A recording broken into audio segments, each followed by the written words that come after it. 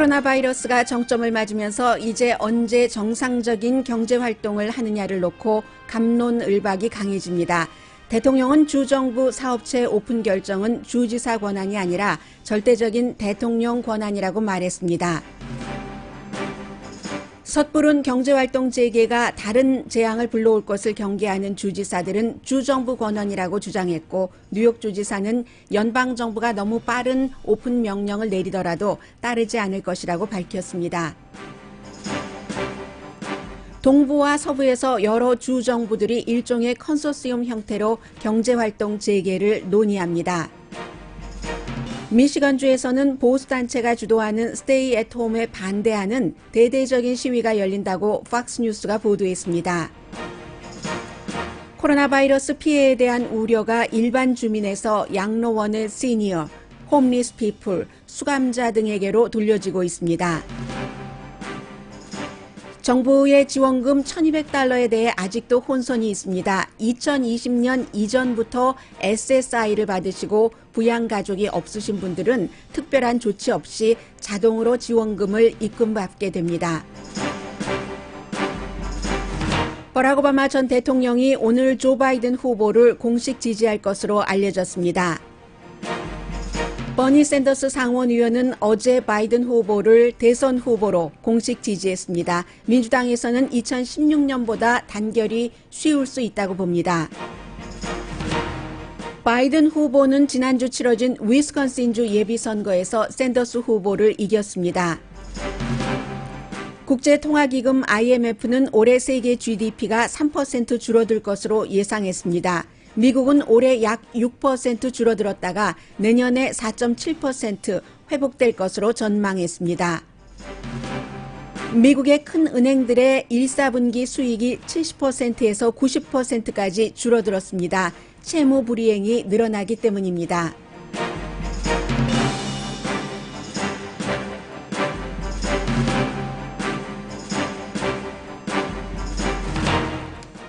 여러분 안녕하십니까? 오늘의 미국 강혜신입니다. 이제 코로나 바이러스는 끝의 시작점? 이렇게 보여집니다. 물론 일부 주는 아직 피크가 오지 않았고 텍사스주의 경우도 이달 말까지는 피크를 맞지 못할 것 같고요. 하지만 뉴욕주에서도 어제도 거의 800명 정도가 숨졌지만 새로 감염되는 사람이 줄어들고 있기 때문에 이제 그 정점을 찍은 것으로 보고요.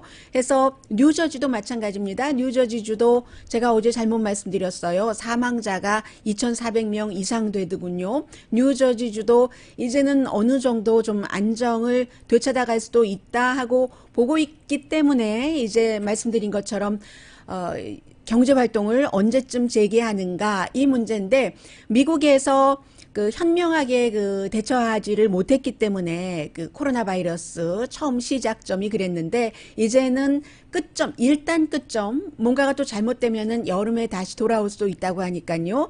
이런 끝점의 마무리를 잘하기 위해서 제2의 사태를 피하기 위해서 어떻게 하느냐. 이게 이제 지금 정부 당국자로서 일반인들도 마찬가지지만 굉장히 중요한 결정 포인트입니다. 지금까지는 일반인들에 굉장히 집중을 했죠. 몇 명이 숨졌고, 몇 명이 테스트를 받았고, 이러한 것들. 그런데 벌써 이제 한 1, 2주일 전부터 양로병원 얘기가 나오기 시작했고, 버지니아주에서도 한 양로 시설에서 42명이 사망을 했습니다. 그러니까 이제 한숨 조금 돌리고 있기 때문에 특별한 그룹에 포커스가 맞춰지고 있습니다. 홈리스 피플에 대해서.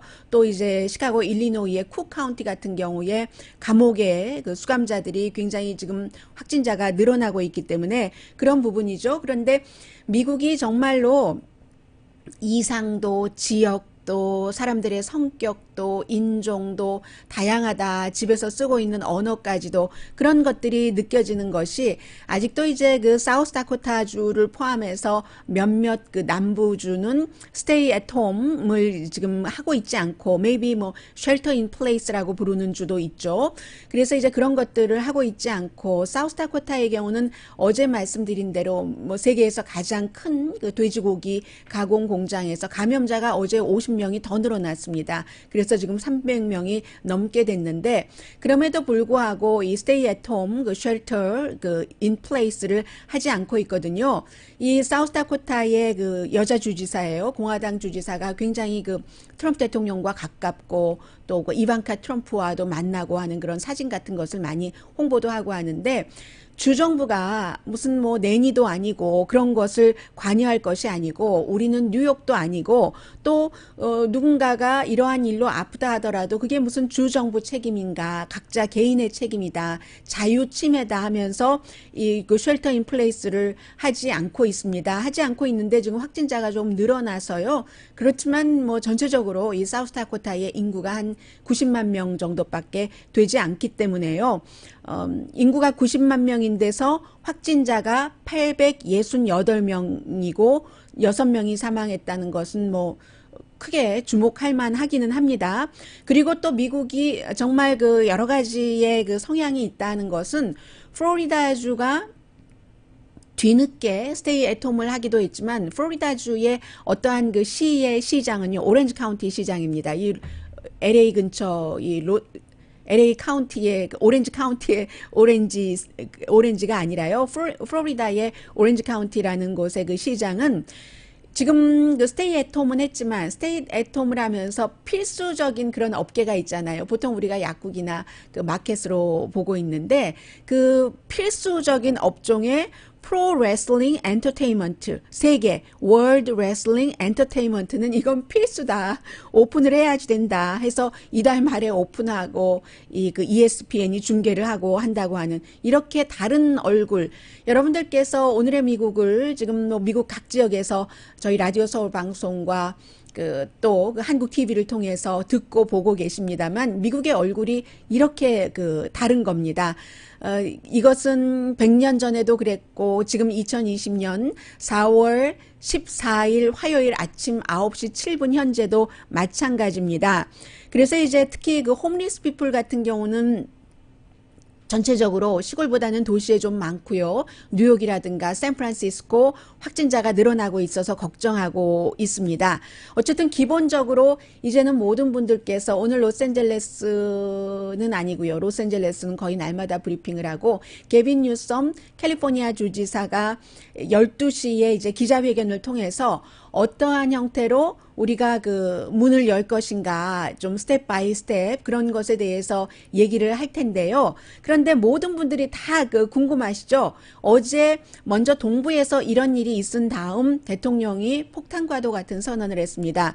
동부의 그 여러 개 주예요. 물론 뉴욕이 앞장서서 뉴저지라든가 펜실베니아, 커네디컷, 로드 아일랜드, 델라웨어 이렇게 우리가 합쳐서 다 붙어 있으니까 합쳐서 언제쯤 이 새로운 경제 활동을 하느냐 하는 것을 결정을 하겠다. 왜냐하면 이게 또 다른 확진을 막기 위해서 그렇게 얘기를 하니까 대통령이 어제 그 브리핑에서 그런 얘기를 했습니다. 그런 것에 오픈하는 그 결정은 대통령의 절대적인 권한이지 주정부의 권한이 아니다 라고 얘기를 했거든요. 토럴 오토리티는 토럴자를 몇 번이나 쓰면서 이것은 대통령에게 있다.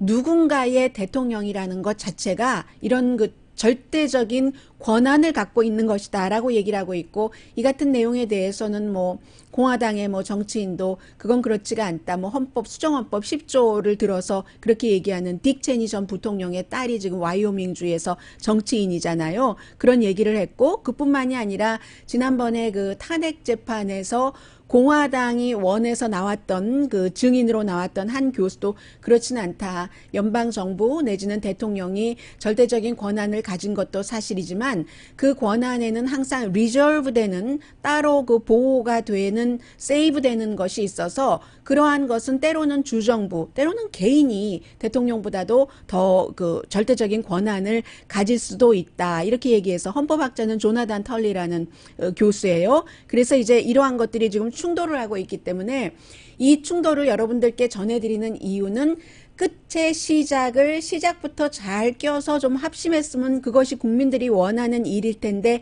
지금 그렇게 보이지는 않는다는 말씀을 드리는 거고요. 앤드류 쿠머 뉴욕 주지사는 뭐 마찬가지예요. 캘리포니아의 게빈 뉴섬 주지사도 우리로서는 주민의 건강이 가장 중요하고 만약에 연방정부가 우리가 판단할 때 이르다 생각을 하는데 뭐 예를 들어 5월 1일에 모든 그 사업체에 문을 열어라라고 명령을 내린다면 우리는 명령에 따르지 않겠다. 그리고 연방 정부를 대통령을 고소하겠다라고까지 얘기를 했어요. 그 문을 여느냐 마느냐는 지금 당장 힘든 것 같지만 더 큰 비극을 막기 위해서 데이터와 과학과 그 과학자들의 조언에 따를 것이지 우리가 그 어피니언이나 아니면 그 정치인의 말에 따르지 않겠다라고 얘기를 하면서 그 같은 그쪽 지역의 태스크포스를 따로 만들었고요. 그리고 캘리포니아주의 그 게빈 뉴섬 주지사는 오레곤주와 워싱턴주, 캘리포니아, 오레곤, 워싱턴 서부에 이제 쭉 그 세 개 주가 남에서부터 북에까지 연결이 돼 있잖아요. 그래서 이제 그 케이트 브라운 오레곤 주지사라든가 제이 인슬리 그 워싱턴 주지사와 여기는 또 함께 자동차 타고도 서로 왔다 갔다 왕래를 할 수 있는 그런 곳이기 때문에 우리가 언제쯤 어떠한 형태로 문을 여는 것인가 하는 것을 얘기를 한다고 하고요.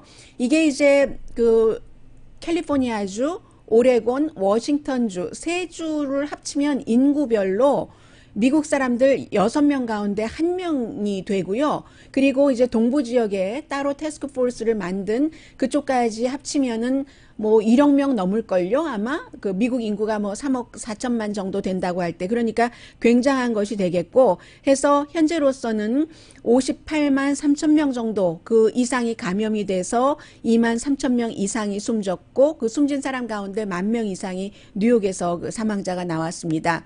뉴저지주도 6만 5천 케이스나 됐네요. 해서 2,400명 이상이 숨졌고 그 밖에 이제 또 그 확진자가 많았던 주가 매사추세츠라든가 펜실베니아가 한 2만 5천 케이스 정도는 됐고요. 남가주만 말씀드리자면 남가주도 지금 컨펌된 그 확진자가 9,480명 정도가 돼서 LA 카운티에서 뭐 326명 숨졌고요. 리버사이드 카운티가 50명 숨졌고 오렌지 카운티 19명, 샌브란디노 카운티가 31명, 세계적으로는 194만 명이 감염이 돼서 12만 2천 명 정도가 숨졌습니다. 그런데 말씀드린 것처럼 지금 연방정부와 주정부 간의 그 협조는 잘 되고 있는 것 같지 않고요. 어제도 그 대통령이 브리핑을 하면서 이 내용은 정말 큰 그 이슈였는데 가장 중요한 것은 앤서니 파우치 박사 이렇게 쭉 그 브리핑을 보다 보니까 앤서니 파우치 박사나 대통령이나 일단 이렇게 뒤로 좀 물러나서 이 일을 해결을 하지 않은 분위기였습니다. 왜냐하면 어제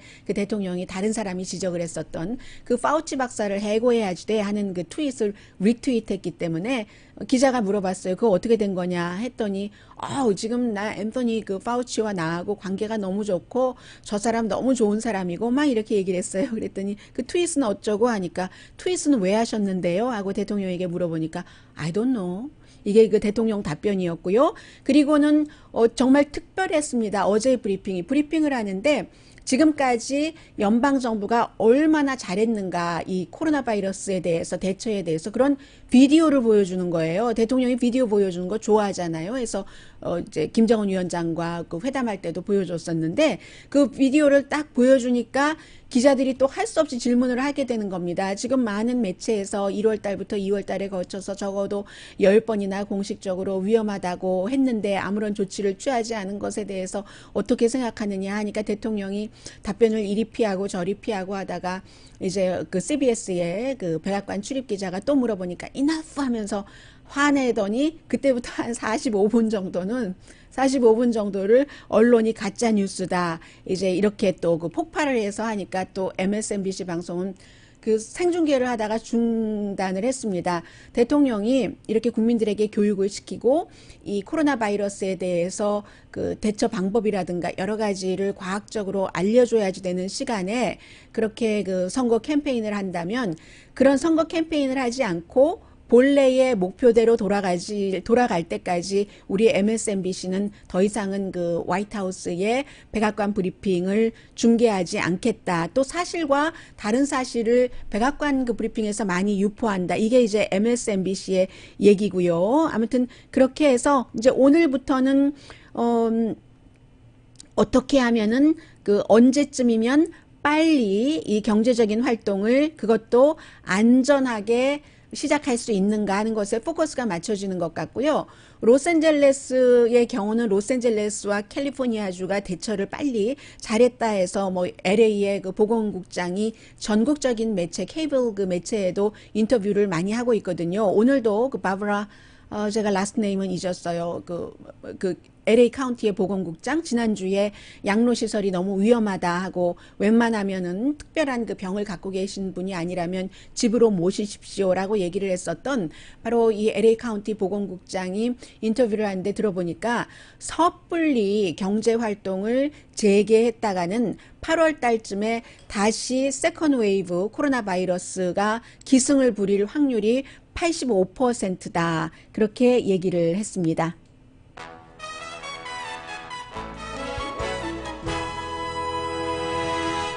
오늘의 미국은 전문가가 추천하는 이민법, 가정법 전문 재인정 종합법률사무소, 언제 어디서나 내 맘대로 골라보는 한국TV 공동후원입니다.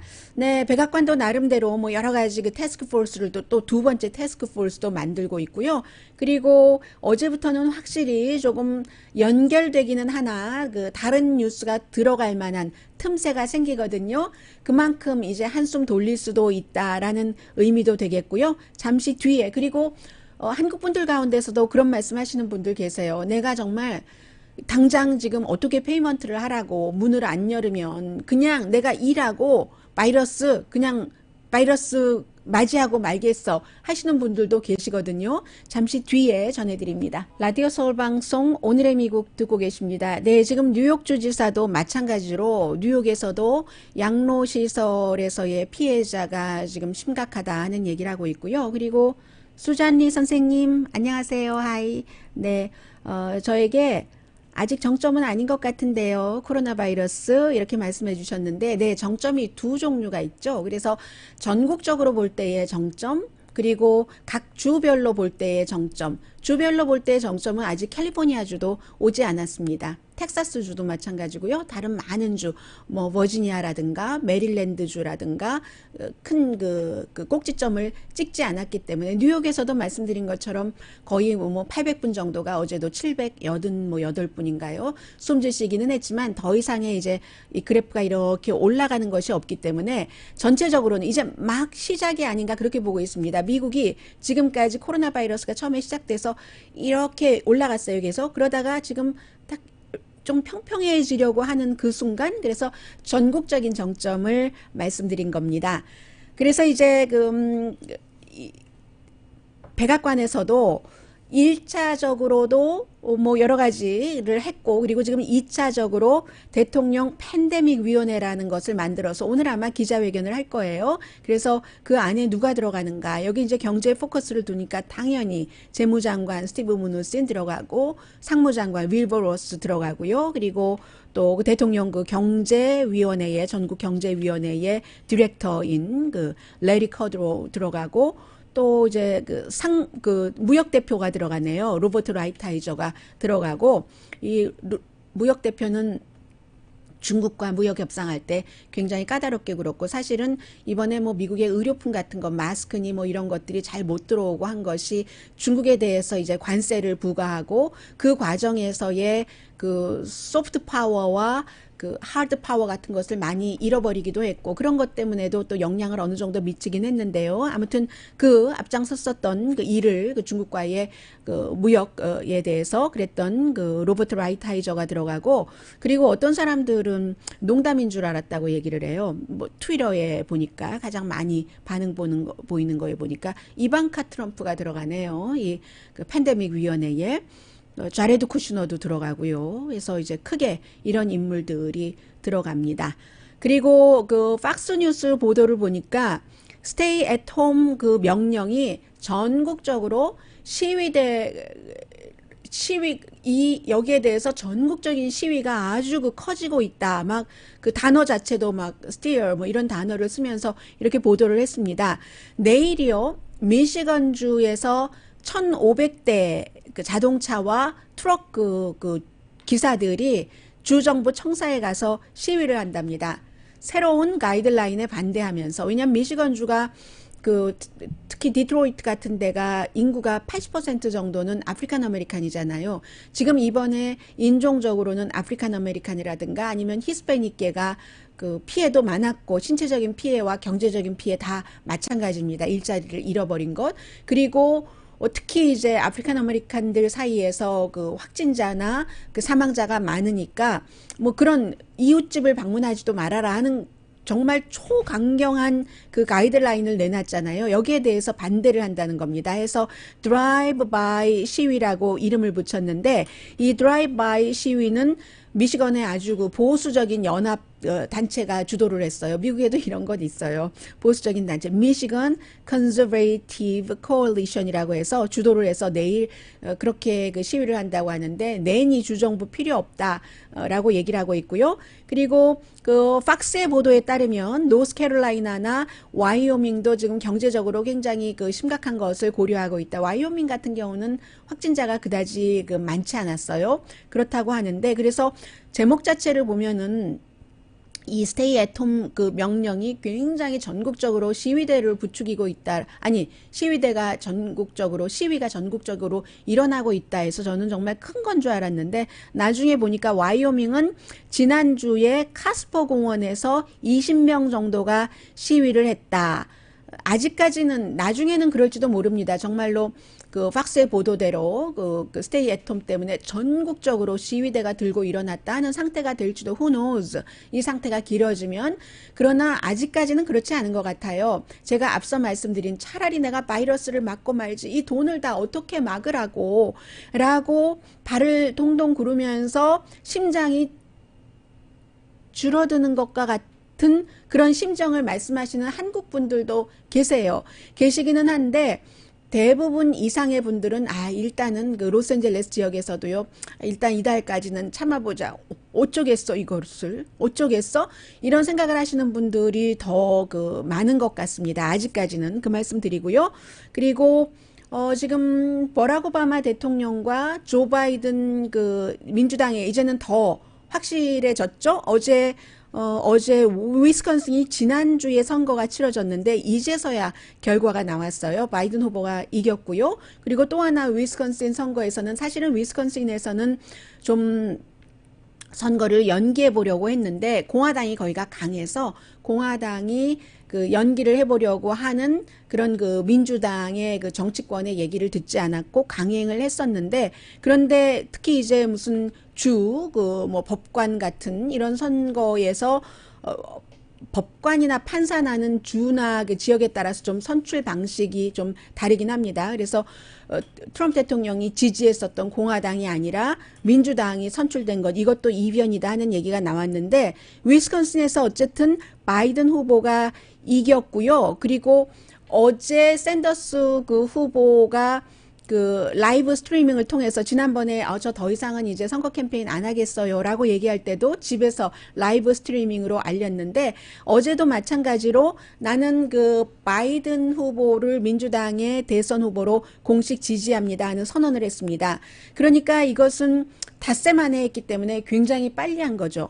지난번에 2016년도에는 전당대회까지 갔잖아요. 그리고 또 샌더스 후보가 전당대회 이런 여러 가지도 힐러리 클린턴에게 유리하게 했다고 비난을, 상당히 민주당 당 차원에서 비난을 했는데, 이번에는 닷새 만에 마이 프렌드 하면서 바이든을 공식적으로 지지를 했기 때문에 당이 화합하는 데에는 조금 전과 달라졌다 하는 말씀 드리고요. 그리고 버니 샌더스 후보가 한 말 가운데서 가장 중요했었던 얘기는, 미국은 지금 민주당은 트럼프 대통령을 단임 대통령으로 만들어야지 됩니다. 그 얘기를 했고, 그 밖에 뭐 헬스케어, 교육, 경제, 기후변화, 형사법을 공정한 시스템으로 만들어야지 된다. 이민에 대해서 얘기했고, 항상 얘기하는 공평함도 얘기를 했는데, 바이든이랑 만나겠죠. 이제 만나고 조 바이든 후보도 다가갈 수밖에 없죠. 그리고 원래 친해요. 서로가 서로를 좋아하는 그런 사이입니다. 그래서 어제 바이든 후보도 바로 이렇게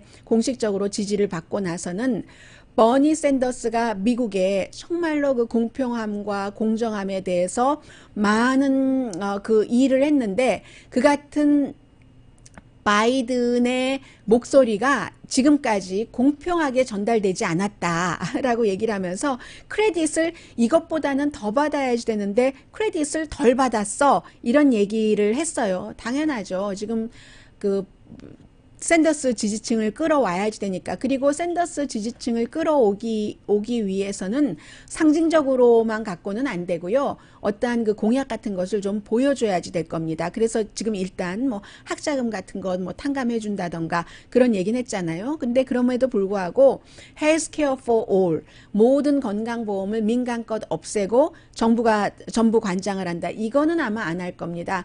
조 바이든 후보는 그 오바마 때 했었던 오바마 케어를 확장하는 그런 그 방식을 하겠죠. 그러나 아무튼 두 사람은 굉장히 그 지금 친하고 어제 샌더스가 공식 지지하고 나서 샌더스의 공식 지지까지를 기다린 거죠. 오바마는 처음에 얼마나 많이 그 바이든이 가라앉기 시작할 때 샌더스 가지고는 그 11월 대선에서 지니까 빨리 오바마가 지금 나서서 중간에 차고 들어가서 조 바이든을 지지를 해야지 된다라고 얘기를 할 때 오바마는 그 예비 선거까지는 누구인지 그 후보를 선출하는 것은 유권자가 해야지 된다. 나의 역할은 그 이후다라고 얘기를 했었고 본인이 원래 설정해 놓은 그 스케줄에 따라서 지금 그 샌더스가 공식 지지하자마자 이제 오늘 조 바이든을 공식 지지를 한다는 거죠. 어떻게 보면은 너무 일찍 그 버락 오바마가 조 바이든을 공식 지지했어도 지금쯤이면 김 빠져서 아무런 영향력을 행사하지 못할 것 같기도 합니다. 그리고 이제 또 그 버락 오바마 같은 경우는 뭐 캠페이너잖아요. 캠페인을 굉장히 그 파워풀한 그 캠페이너이기 때문에 물론 힐러리 클린턴 그 캠페이너로서는 실패를 했지만 그 실패조차도 어쩌면 이번에는 뭐 교훈이 됐었을지도 모르고 그래서 오늘 오후라면은 아마 그 또 그 오바마가 그 샌더스 아니 그 조 바이든을 지지하는 것이 빅 뉴스가 될 것 같습니다. 그리고 여러 가지 저는 여러분들께 전해드리지는 못하고 있습니다만 이 대선에 있어서의 추세를 날마다 점검을 하거든요. 그런데 지금 이렇게 보면 현재로서는 플로리다라든가 아니면 그 애리조나라든가 노스캐롤라이나라든가 이렇게 힐러리 클린턴이 뭐 좀 잃어버렸었던 그런 지역에서 샌더스가 이 정도로 나가면 되찾을 수도 있을 것 같기도 하고요. 해서 어쨌든 지금 2016년도에 힐러리 클린턴에게 조 바이든이 잠깐 그 도전하려고 했었던 적이 있죠. 그때는 오바마가 지지해주지 않았습니다. 그것을. 그리고 지나치다 싶을 정도로 그 당시에 버락 오바마 대통령은 정말 지나치다 싶을 정도로 힐러리 클린턴 캠페인에 그 열심이었어요. 실패한 그 캠페인에. 그런데 그 당시에는 그 조 바이든을 지지하지 않았지만 이번에 어떻게 그 캠페인을 하고 나올지 그리고 워낙에 그 누구보다도 먼저 이 오바마가 그 온라인 캠페인 같은 것으로 돈도 모으고 했었던 사람이잖아요. 이 테크놀로지 세비한 사람이기 때문에 지금 아마 공화당 쪽에서도 오늘부터 오바마가 등장을 한다면 그 대응책을 이미 그 마련을 해놨을 것 같습니다. 그리고 잠시 뒤에 경제와 관련된 뉴스 전해드립니다. 라디오 서울방송 오늘의 미국 듣고 계십니다. 어떤 분께서 네 알고 있습니다. 한국은 카운트다운 17시간 전입니다. 선거 있잖아요. 253석 가운데 135석쯤 야당이 가져올 것 같은데 의견이 어떠냐고 물어봐 주시는데요. 오늘의 미국에서 한국 관련 뉴스를 전할 때는 항상 미국에서 그 이슈에 관해서 그 사안에 관해서 보도를 할 때 그때뿐입니다. 말씀드리고요. 지금 미국에서 가장 큰 은행이 그 JP 모건 체이스하고 웰스파고 은행이잖아요. 오늘 이제 수익을 발표하기 시작했는데 내일도 또 나올 테고 다른 은행들 할 텐데 일단 그 JP 모건 체이스는 첫 3개월 동안 수익이 69%가 줄어들었답니다. 웰스파고는 더해요. 89%. 이제 뭐 골드만삭스, 뱅크 오브 아메리카, 시리그룹 또 한 군데 어디가 있죠. 몰건 스탠리 다 이제 이번 주 말까지 수익 보고를 할 텐데 왜 안 그러겠어요? 지금 수익이 이렇게 줄어드는 것이 채무 불이행이 늘어나기 때문인데 특히 이제 몰기지, 페이먼 같은 것도 사람들이 안 하고 있고 돈이 있어도 홀드하고 있는 사람들도 있고요. 더 급한데 정말 입에 풀칠할 때 쓰기 위해서 그렇게까지 사태가 안 되기를 바라고 안 될 것 같아요. 네. 그렇지만 아무튼 그렇게 되는데 그런데 왜 안 그러겠어요? 왜 채무불이행이 이렇게 많은 것이 당연하다고 생각할 수밖에 없겠어요? 지난 11년 동안 11개월이 아니라요. 11년 동안 계속 이제 늘어났어요. 일자리가 2008년도에 딱 한 번 그 경기 불황 맞고 나서 2019년 때부터 2020 뭐 이런 식으로 해서 2019년이 아니라 2008년, 9년, 10년부터 쭉 시작해서 일자리가 11년 동안 늘어났는데 그 11년 동안 늘어났던 일자리보다 더 많은 숫자의 일자리를 지난 4주일 동안 잃어버렸습니다. 그러니까 이제 골드만삭스 같은 데서 2, 4분기 GDP가 40%가 내려간다. 4월 달에 실업률이 20%가 될 것이다 하는 얘기가 나오는 것이고요. 그런데 실망하지 마세요. 모든 것은 다 탄력이 있기 때문에 얼만큼 빠른 시일 안에 딱 회복을 해서 원래에 있었던 자리까지만 가는 게 아니라 그 위에까지 가는 경우도 있잖아요. 그러니까 IMF가 예상하기를 올해 세계 전체적으로는 GDP가 3%가 줄어든다. 그럼 이게 1월 달에 제가 기억나는 게 똑같은 퍼센테이지 3%가 늘어날 것이라고 했거든요. 세계적으로. 그렇게 된 것이고요. 다 코로나 바이러스입니다. 그런데 2009년과 비교를 해볼 필요는 있는 것 같아요. 2009년도 그 당시에 그 재정 사태는 세계적인 그 경제 GDP가 0.1% 내려갔거든요. 결국 이렇게 저렇게 다 따져보면 그럼 지금 몇십 배가 더 많이 나빠진다는 얘기예요. 그런데 굿뉴스가 있어요. 2020년 맞죠? 제가 숫자에 하도 바보 같아서 소심해지는 거예요. 2020년 맞죠, 지금?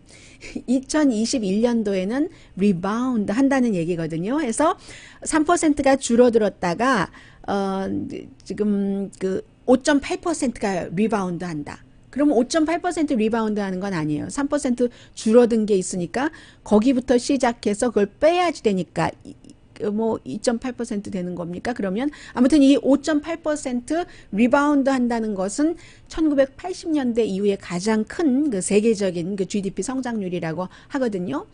그런데 우리는 미국에 살고 있으니까 미국은 어떻게 예측을 했을까 보니까요. 미국은 세계적인 GDP보다 더하네요. 왜냐면 미국이 지금 확진자도 제일 많고 사망자도 제일 많고 셧다운도 제일 오래 했으니까요. 많은 지역에서 미국의 GDP는 올해에 2020년도에 6%가 줄어들었다가 그러다가 내년에 4.7%가 점프한답니다. 그러면 이건 점프가 아니네요. 그래도 그나마 점프를 한다는 얘기는 되네요.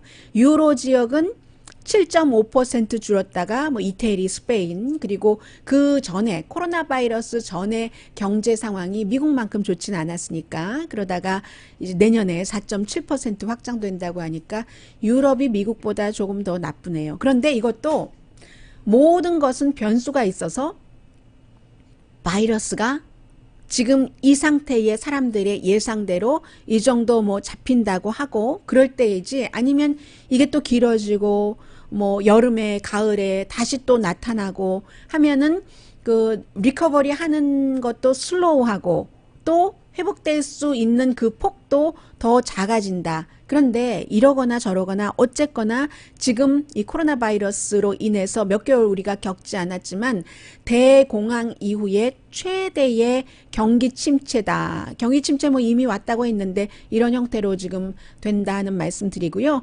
그리고 이 내용은 보너스입니다. 보너스라고 얘기해야 되죠. 보너스라고 하면 안 되죠. 근데 보너스가 더 다정하지 않은가요? 보너스보다 보너스.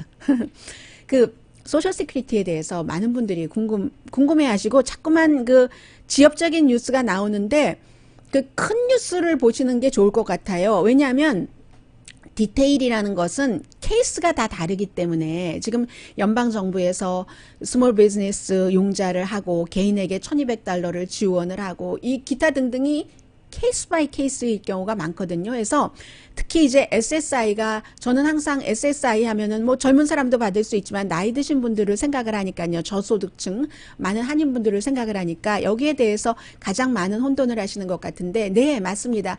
금요일에 이제 재무부에서 한 장짜리 딱 뭐를 발표를 하기는 했어요. 왜냐하면 이번에 이 돈 주고 하는 것이 소셜 세큐리티국, 재무부 국세청 다 함께 일을 해야지 되니까 지금까지 SSA나 여러분들께서 일하고 소셜 세큐리티 기금으로 적립하셨던 거 받으시는 분이나 SSI 일을 설령 안 하셨다 하더라도 저소득층이기 때문에 최소한의 생계비를 받으시는 SSI. 이 SSA와 SSI는 소셜 시큐리티국에서 여러분들께 매달 자동적으로 지급을 했잖아요. 그게 이제 1월 달에 한번 그 명세서를 여러분 받아보시죠. 1099이라는 것. 거기에 따라서 그래서 그렇게 지금까지 올해 받아오셨던 분들 뭐 SSI는 빼고 SSA는 빼고 SSI를 말씀드리는 겁니다. 그러셨던 분들은 아무것도 안 하셔도 됩니다. 아무것도 안 하셔도 그냥 늘 받으시듯이 자동으로 입금되시는 경우가 거의죠. 그렇게 자동으로 은행으로 입금이 되는데 어떤 케이스에 irs.gov에 들어가서 이제 약간의 정보 같은 것을 넣는 게 좋다라고 얘기를 했냐면요. 그러니까 세 케이스예요. 첫 번째, 그냥 혼자만 해당되는 SSI를 받으시는 분 아무것도 안 하셔도 그 적립이 되고 이게 아마 이번 주 안으로 들어갈 확률도 있고요. 그리고 그런데 SSI를 2020년 올해부터 받으시는 분들이 계시잖아요. 그런 분들은 이게 2018년과 2019년도의 자료를 기준으로 하기 때문에 기록이 없잖아요. 그러니까 그런 분들은 그 IRS 웹사이트에 들어가서 약간 그냥 몇 가지예요. 뭐 이렇게 뭐 그 소셜 시큐리티 적고 넌 그 파일러라고 irs.gov에 들어가면은 여러 가지 그 메모가 네모칸으로 두 줄로 쭉 나오는데 왼쪽에 맨 윗줄에 나오거든요. 거기에 이제 개인 정보를 그 넣는 거거든요. 왜 넣느냐? 주나 안 주냐를 판단하는 게 아니라 빨리 드리려고요. 은행 어카운트까지 넣으면은 좀 더 빨리 드리려고 세금 보고 기록이 없기 때문에 그런 분들 그러는 것이고 또 세 번째 케이스는 SSI를 받으시면서도 17살 미만 그 부양가족이 있으신 분들이 계시잖아요. 그러면 16살까지는 그 16살 한 명당 500달러를 또 추가로 받으실 수 있잖아요. 그 케이스에 해당이 되는 겁니다. 그런 분들은 그 IRS에는 그 정보가 없을 수도 있으니까 지금 여러분들이 SSI는 소셜 시큐리티국에서 받고 있기 때문에 그런데 이게 IRS랑 재무국이랑 다 한꺼번에 연결이 돼야지 되는데 여러분들께서 그런 작업을 해주시면 이게 빨리 된다 해서 아니면 이제 기다리셔야죠. 올해. 그래서 빨리 받으시려면 그런 정도 가뿐하게 해라 하는 것이지 그냥 나 부양가족 내 아래로 없고 그리고 뭐 나 2020년부터 SSI 받은 게 아니고 오래전부터 자동적으로 입금 받았어 라고 하시는 분들은 아무것도 안 하셔도 그냥 여러분들 그 어카운트에 입금된다 말씀드립니다. 제가 이 말씀 드릴 때마다 항상 그 나이가 많이 드신 그리고 컴퓨터에 익숙하지 않으신 그 한국 분들 그 저보다 나이가 조금 더 많으신 그런 분들 저희의 뭐 엄마일 수도 있고 저의 그 살아계셨다면 저희 아빠 나이 때일 수도 있고 그런 분들을 늘 그 생각을 하게 됩니다. 라디오 서울 방송 오늘의 미국 듣고 계십니다. 네, 버락 오바마 대통령이 공식적으로 이렇게 뭐 둘이 사실은 어디 나서서 뭐 할 수 있는 것도 아니잖아요. 공식적으로 조 바이든 후보를 민주당의 후보로 지지를 했습니다. Finally네요. 정말 finally came out 했습니다. 비디오 메시지로 했는데 그 비디오 메시지로 얘기를 하면서 내가 지금까지 살아가면서 내린 결정 가운데서 가장 최고의 결정이 조 바이든 그 부통령을 민주당의 대선 후보로 공식 지지하는 것이다 했고요. 이 조가 정말 모든 그 자격이 있다고 믿는다 이런 얘기를 했고요. 지금 이 대통령이 되는 자격을 말하고 있고 본인과도 굉장히 그 훌륭한 파트너였다 이러한 것들을 이제 오바마를 지지한 사람들이 많이 그 듣겠죠. 캐릭터가 우선 기본적으로 풍성이 된 사람이고, 그리고 이제 우리를 어떠한 곳으로 인도할 때에, 안내할 때에 그 같은 경험이 충분한데, 더군다나 이렇게 어두운 시절, 다크한 시절에 우리가 또 리커버리를 경험을 해야지 되는데, 그런 때에 조 바이든은 정말로 조 바이든 주변에는 좋은 사람들도 많고 정부를 어떻게 운영을 해야지 될지를 안다라고 얘기를 했습니다. 그리고 또 이것은 샌더스 지지자에게 들으라는 얘기처럼 들리네요. 바이든의 플랫폼이 미국 역사상 가장 진보적이다라고 얘기를 하고 있습니다. 그리고 이 코로나 바이러스에 대해서는요, 지금 이러한 때에 정말 중요한 것이 정부, 이 비상사태가 우리들에게 무엇을 상기시킨다고 했네요. 정부의 역할에 대해서 상기시킨다면서 이것이 좋은 정부가 어떤 정부인가, 좋은 정부는 사실과 과학에 기초를 해서 결정을 내리는 정부, 좋은 정부는 법에 따르는 정부, 이렇게 얘기를 하고 있습니다. 그래서 정직한 그런 리더를 갖는다는 것, 그 정직한 리더가 사람들을 함께 모을 수가 있다. 사람들을 해치는 것이 아니라 이게 리더십이다. 그리고 올해의 선거의 이슈가 바로 이것이다 라고 얘기를 했거든요. 오바마 대통령의 얘기를 제가 직접 이쪽으로 했으면 좋은데 하지 못했으니까 한번 오랜만이니까 이쪽 컴퓨터로라도 잠시 들려드려 볼까요? 예, 마이크로 가능할지 모르겠습니다. 너무 작죠? We all manage our way through a pandemic unlike anything we've seen in a century. Michelle and I hope that you and your families are safe and well. If you've lost somebody to this virus, or if someone in your life is sick, or if you're one of the millions suffering economic hardship, please know that you're in our prayers. Please know that 네, 너무 작아서 제가 그만 들려드리겠습니다만은 그냥 전형적인 얘기로 시작을 하는군요. 미셸 오바마와 나는 지금 이 세계적인 팬데믹 유행병인 코로나 바이러스로 여러분께서 뭐 아프시거나 가족이나 누구나 아픈 사람이 있잖아요. 그렇지 않더라도 경제적이라도 손실이 있는 그런 분이 계시면 기억하십시오. 우리가 여러분들을 위해서 기도하고 있다는 것을. 이런 인사말로 시작을 해서 11분 57초니까 그 11분 57초 그 안에 제가 좀 전에 말씀드렸던 그런 핵심적인 내용들이 들어 있고요. 네, 해서 이로써 버락 오바마 전 대통령이 민주당의 어떤 단합을 요구를 하는 그런 메시지를 전하고 있습니다. 그리고 하나는 조 바이든 후보 같은 경우는요, 아마 지금까지 그런 것을 발표하지는 않았지만 제 느낌으로는 제가 올해 이런 선거를 보고 방송을 하고 있었으니까 그것을 굉장히 강조할 것 같습니다. 코로나 바이러스가 끝나고 우리가 이제는 재건하는 단계를 시작을 해야지 되는데 이미 시작이 됐다고도 볼 수 있고요. 그런 단계에서 전혀 다른 형태지만 물론 오바마 때에 이볼라도 겪었고 H1N1 바이러스 사태 많이 겪었었습니다. 지금보다 마스크 7배, 8배 굉장히 많이 이렇게 사람들에게 나눠줬어야지만 됐던 의료진 등등에게 그런 일을 겪은 것이 한 가지가 있고 또 한 가지는 이번에는 이 코로나 바이러스가 이 바이러스와 경제로 연결이 되잖아요. 또 하나는 2008년도에 선거가 있었던 해입니다.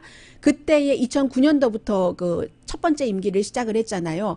그때 바로 재정사태가 몰려와서 그 재정사태가 내가 백악관에 들어가서 보니까 백악관에 들어가기 전보다 굉장히 심각하더라라는 것을 했고 지금 우리가 오바마를 대통령으로 뽑는 게 아니죠.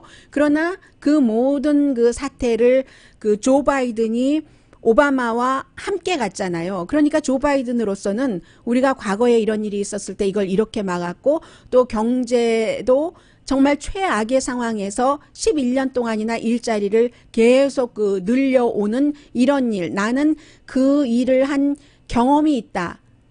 이 말을 안 하겠어요? 안 하면은 바보죠. 당연히 그런 식으로 캠페인을 해갈 것 같고 트럼프 쪽에서는 저 사람 중국에 가까운 사람이야. 저 아들도 중국에 가까워. 뭐 이런 식으로 다 퍼주려고 해. 사회주의자야.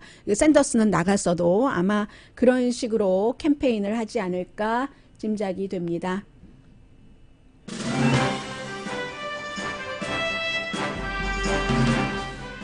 오늘의 미국은 전문가가 추천하는 이민법, 가정법 전문 재인정 종합법률사무소, 언제 어디서나 내 맘대로 골라보는 한국TV 공동후원이었습니다. 10시에 좋은 아침, 좋은 하루 방송됩니다.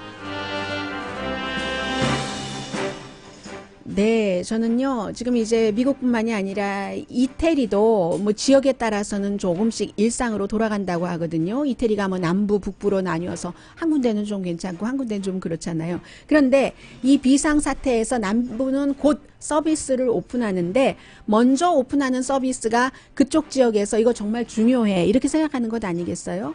뭐냐면요, 북스토어 아니고요. 서점 아니고요. 책방, 책방, 그리고 또 하나 이태리 베이비 옷이랍니다. 강혜신이었습니다.